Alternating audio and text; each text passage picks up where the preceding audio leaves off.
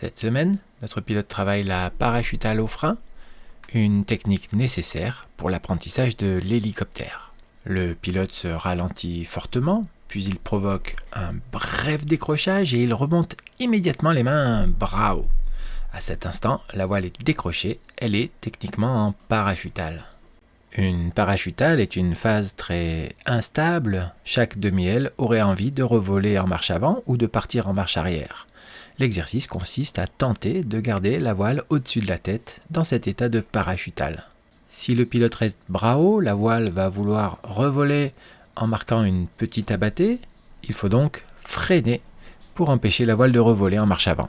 Mais ce freinage est sûrement un petit peu trop tôt, ou un petit peu trop fort, ou un petit peu trop maintenu.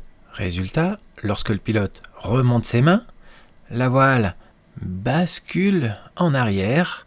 Elle est maintenant beaucoup trop loin en arrière. L'exercice est plutôt raté. Une première solution pourrait être de redescendre les mains pour se réfugier dans une marche arrière, stabiliser les mouvements pendulaires avant de sortir. Car si le pilote reste bras haut, il va maintenant y avoir une forte abattée pendulaire plus aérodynamique qu'il faudrait absolument contrôler. Notre pilote effectue une sorte de tempo un petit peu trop tôt et sûrement un petit peu asymétrique également. On peut voir que la demi-aile de gauche est en train de décrocher. Le pilote ne maintient pas sa tempo, il relâche. La demi-aile de droite continue d'avancer. On se retrouve avec une sorte de petite attaque oblique. À ce stade, le pilote pourrait rester bras haut. On sortirait avec une sorte d'abattée légèrement asymétrique, rien de bien méchant. Notre pilote effectue une sorte de pompage. La voile en a profité pour partir un petit peu plus loin derrière. Et sur cette image, nous nous retrouvons à nouveau avec un potentiel de belle abattée pendulaire et aérodynamique. Deux solutions s'offrent à nous, se réfugier en marche arrière ou contrôler la prochaine abattée. Et c'est vers cette deuxième solution que nous allons. Le pilote reste bras haut, la voile commence son abattée, et c'est là que notre pilote commet sa principale erreur. Il va freiner son abattée d'une manière asymétrique en ne descendant que la main droite.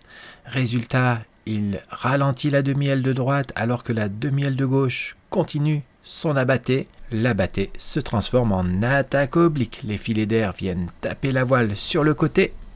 La voile ferme, le pilote se retrouve à moitié twisté. La fermeture se poursuit, la voile prend ici une forme très originale et plutôt esthétique. Puis le pilote retombe sous une voile en boule, mais heureusement, la voile s'ouvre très rapidement et sans autre complication. Revoici la scène au ralenti, le pilote qui décroche la voile, qui pompe un petit peu trop tôt, la voile qui va trop loin derrière. Une première petite attaque oblique, le pilote qui effectue une tempo asymétrique. La méga attaque oblique avec cette fermeture spectaculaire de la voile. Et revoici la scène à vitesse réelle. Lorsque l'on travaille la parachutale, il faut toujours être prêt, soit à se réfugier en marche arrière, soit à contrôler de fortes abattées.